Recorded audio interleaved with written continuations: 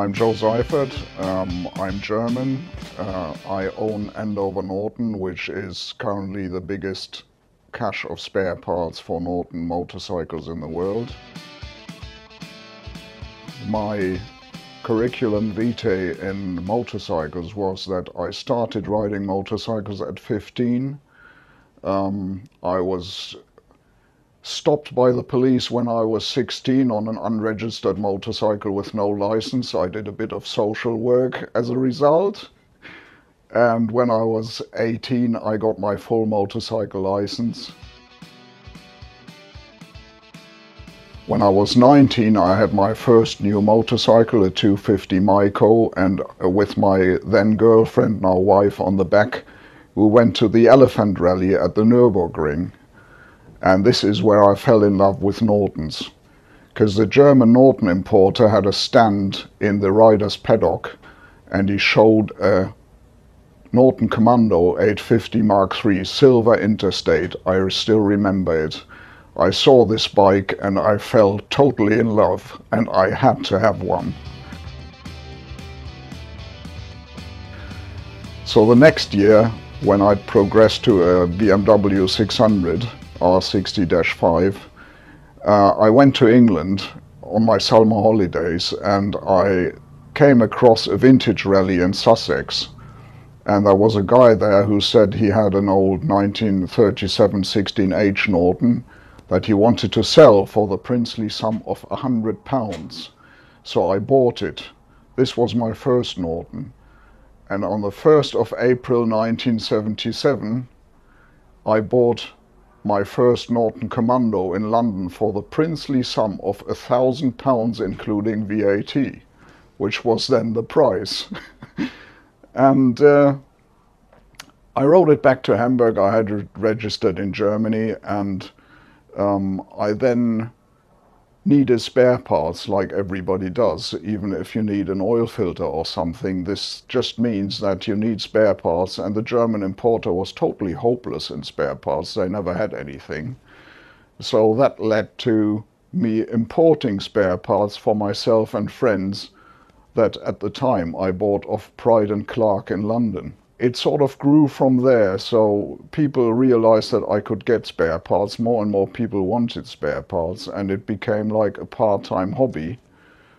It also helped that in 1979, 1980, I had a scholarship at Southampton University, and I lived in Southampton for a year. And from Southampton, it is not far up to Andover, where, as you might know by now, Andover Norton resides. So I went up to Andover to buy spare parts, and that was my first experience with Andover Norton. I then became the biggest Norton spare parts dealer in Germany, bigger than the then still official importer. I had a market share, the last numbers I have was from 1985. I did about 85% of their total turnover in Germany in spares. So I then progressed to become the Norton rotary importer in Germany in 1988. So I was an official importer. At the end of 1988, I was then partner in a BMW agency, and we were, so to speak, the Norton importers. I was dissatisfied with the partnership, and I wanted to go alone again. And I talked Philippe Leroux, the then Norton chairman, into founding a joint venture company, which was Norton Motors Deutschland Limited. And the joint venture meant I had 50% of the shares, and Norton Motors Limited in Shenzhen had 50% of the shares. This went well. I actually did, the last published figures of Norton Group plc showed that I did more than 90% of their total turnover they did in the EU outside England. And it all went well until Norton went under through financial machinations, nothing to do with motorcycles. And they sold their Norton spares to Andover Norton, and I became, just by accident, the owner of the Norton trademark for most of the EU, because Norton asked me to register it for them as a daughter company for the EU, which was easier to do from an EU country than it was from the UK, who had decided they didn't want to become part of the Madrid Mark Treaty. So a UK company had to register every country singly, whilst I could do it as an EU mark from Germany. So this is what happened, because what most people don't know is that the Norton registered trademark wasn't registered. When the Midland Bank gave Norton Motors Limited in Shenston a loan, one of the securities they had was the Norton trademark. They never checked, because there was no Norton trademark. It was never registered. And when it all went bust in 1991, they realized that there was no Norton trademark, and they did their damnedest to register it. Now, just by incident, at the same time, Triumph, the new Triumph company, had attacked me in Germany about using the Triumph logo, and I had gone to the European Patent Office, which was in Munich, about 20 miles away from my shop. And at the time, it was still all on cards, index cards, where you would go through the files and look for the trademark. And I found that the Norton trademark hadn't been registered in Germany ever, whilst the BSA trademark had fallen by the wayside in 1971, because nobody had renewed it. And because Norton at the time was of the opinion that BSA was also part of the empire, I also registered the BSA trademark. So I registered Norton and BSA for most of Europe, and they actually paid my expenses because it was for them, because I was a daughter company. Now that all fell to bits when Norton was sold in 1992 to Canadian investors, let's put it mildly, and these investors didn't invest anything, but they had the idea they buy Norton and sell it off at a huge profit within months. That didn't work out because the whole international motorcycle industry had already looked at Norton and said no thank you. So they were stuck with it, and in the as a part of the deal, my shares remained in my pocket, but the other shares were to go on to the new Norton company. And the new Norton company made a rather stupid mistake. If you acquire shares in a German company, you have to go through a notary public. No notary public was involved, and when the Canadians got more and more aggressive and really did nothing for my company, I said, you can say whatever you want, but you are not a shareholder. I am the sole remaining shareholder. The other shareholder has fallen by the wayside. So all of a sudden, I was not only owner of the German company, just by accident, I also became the sole owner of the Norton trademarks. The reason why I did my own Norton bikes was basically because the Canadians got nothing done in all the years that they had Norton. And for the 100th anniversary of Norton, I was of the opinion we need to build some bikes, which is why I built a small number of bikes with basically a Tickcraft chassis with a BMW engine in it. And these were called Nortons, and I could call them Nortons because in certain countries I owned the trademark. And these bikes were produced, and it caused a big stir in the Norton world. Obviously, these bikes were never meant to be a serious production option, because I simply didn't have the money to make it all on an industrial scale. So they were all handmade, and every single one cost 21,000 Deutschmarks at the time, And to build one cost me exactly 21,000 Deutschmarks. So it wasn't a commercial success, let's put it mildly. Anyway, so I was involved with Norton basically since 1979, and everybody in the Norton world knew me.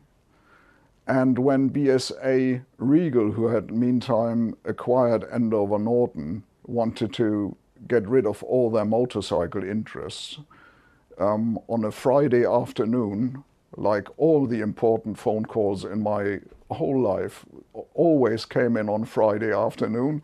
On Friday afternoon, David Bennett of BSA Regal rang me and said, "Do you want to buy Andover Norton?"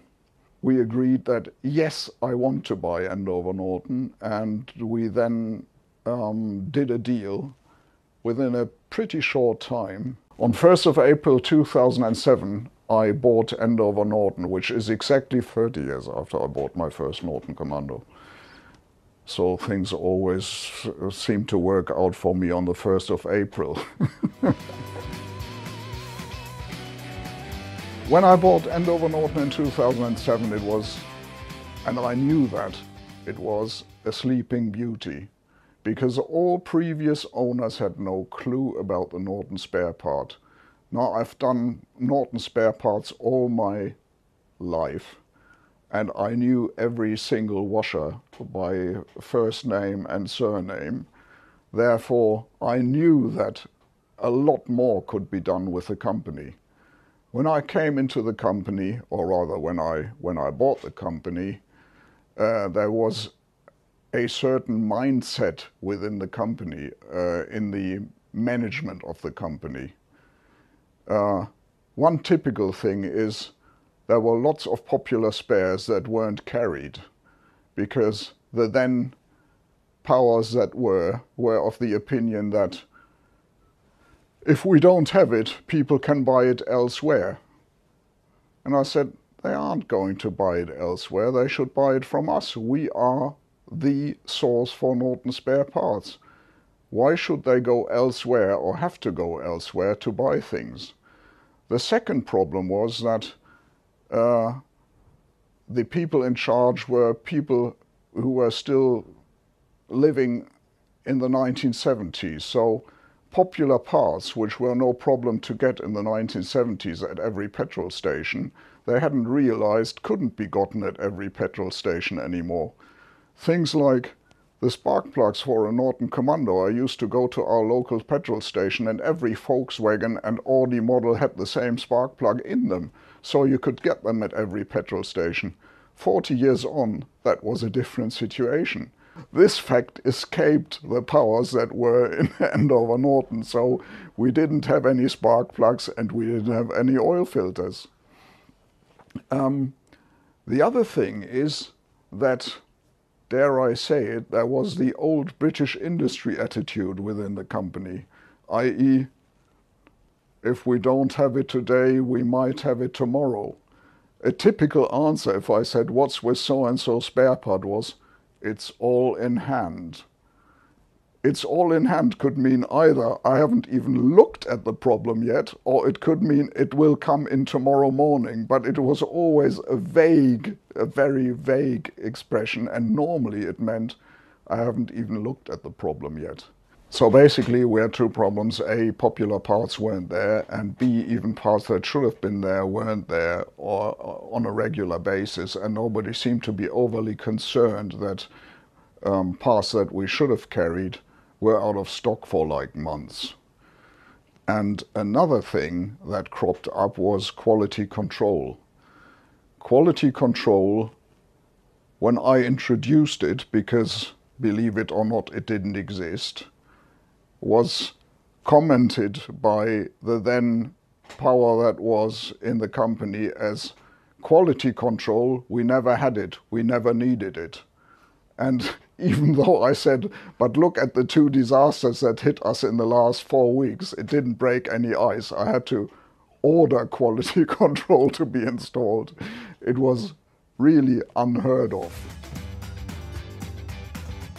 No, I mean the drawings existed within the company, obviously, because that is what went with the business when Andover Norton reacquired the spares in 1991.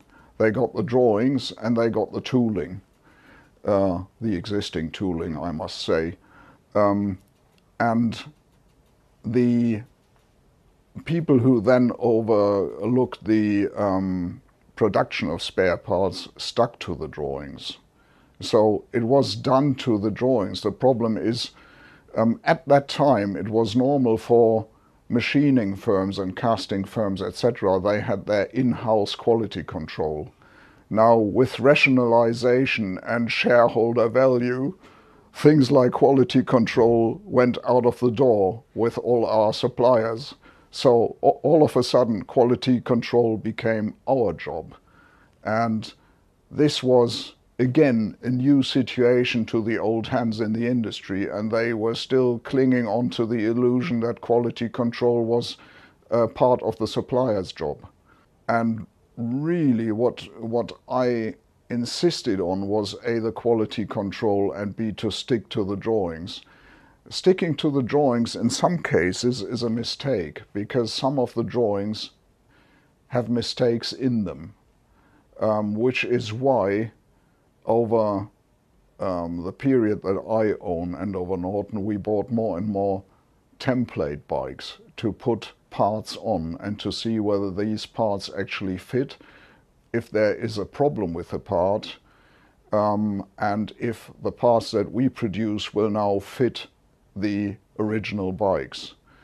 Two problems here. A, the industry standards were different in the 1970s to today, i.e. tolerances couldn't be kept as close as they are now. And this brings us to a new conflict in that old parts are not made to the tolerances that we make the new parts to. A typical example is the Norton front brake of the Commando. We offer a stiffening kit. The stiffening kit is to drawing. Unfortunately, the brake plates that our customers try to fit these stiffening kits to aren't to drawing, they are to those standards at the time. So sometimes you got a line-up problem of bores, and actually the customer always assumes it's our fault. No, it isn't. It's the old industry's fault. And the other example for a bad drawing is the Mark III primary chain case, the inner primary chain case. When we remade it about 2 years ago, we had a major job in that A, some of the dimensions on the drawing were simply missing. B, some of the dimensions on the drawing were simply incorrect. And even though the drawing had about 17 amendments, i.e. later corrections, even the latest corrected drawing will not actually fit a Norton 850 Mark III. So good job we had a template bike, and good job I got hold of an original Mark III inner chain case from a friend, and we in the end ended up with inner chain cases that will actually fit a Mark III. The part made to drawing will never do that. Triumph parts really came from the fact that when I started my business, not only Norton riders realized I could get parts from England, but also Triumph riders.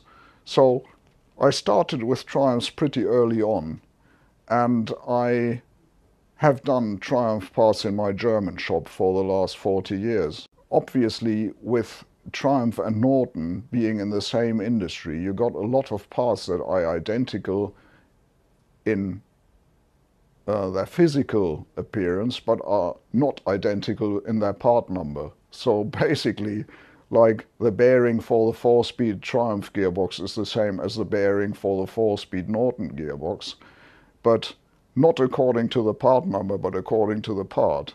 So it makes things simpler, if you know this, to actually do Triumph parts, because a lot of parts are either identical in physical appearance or are simply identical because they came from the same supplier. The problem is that it has to have a logical connection. Say if we were to do, just as a stupid example, Vincent's, there is no similarity between a Vincent and a Norton. With Triumphs and Nortons there's a lot of similarities, and I said identical parts. So you really have to look at what you want to do. AJS Matchless, coming from the same factory in London, has some parts identical, and there's also the mixed models, say the Norton P11 and the G15 Matchless. But everything you do new, you invest a lot of money in before you get money back. Even the Triumph parts that we've invested in are only now starting to pay for themselves. Because first you have to stock a lot, then you find out what sells. Now, I had a pretty good idea what sells, but anyway, it takes a while until the customers realize that you do Triumph parts, and then it gradually grows. And the same goes with new parts you introduce. Like,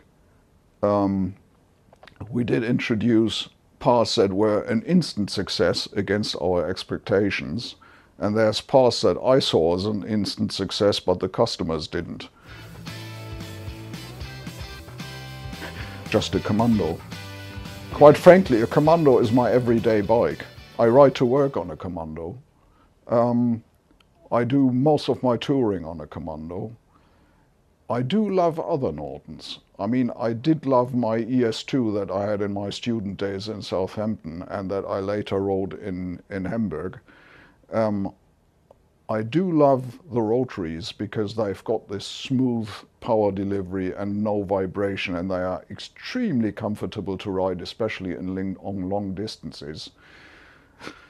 I do like my racers, my Manxes and my racing Commandos, because they are just fun on the track.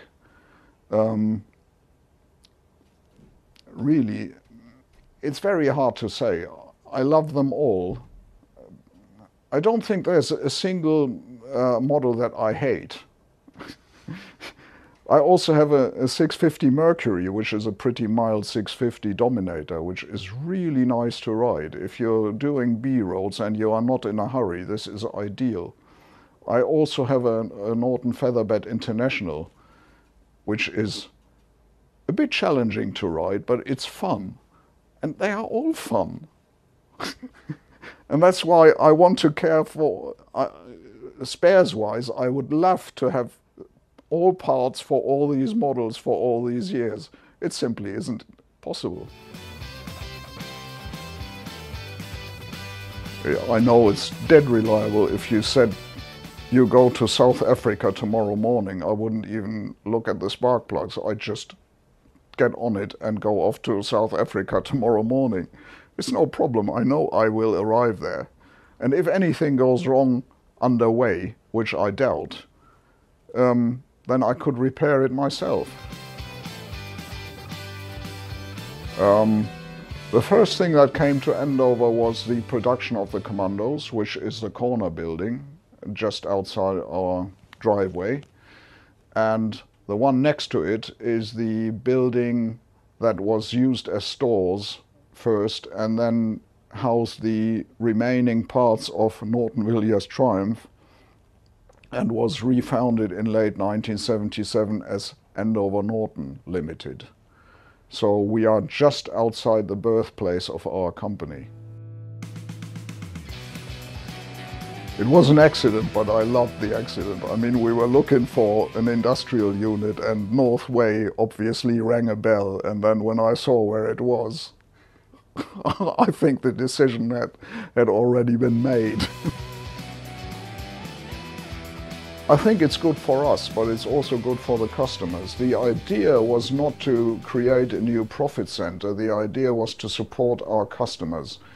The problem in today's world with classic bike is that the workshops are getting scarcer and scarcer. Really, to keep people interested in the classic bikes, we thought that it's a good idea to have our own workshop. The other thing that's good for us is not only that we see what other people produce for Nortons, which is sometimes amusing, sometimes disturbing because we are talking about dangerous stuff, but it's always something that we can learn. And the other thing is, obviously, we are using our own parts in the workshop. And there's nothing better than the workshop quality control, because if you're running into a problem, you're most likely to run into the problem in a workshop. So the workshop for us is really, if you like, a second quality control, but that's not the main purpose. The main purpose is to really keep our customers happy and keep them using their Nortons and Triumphs.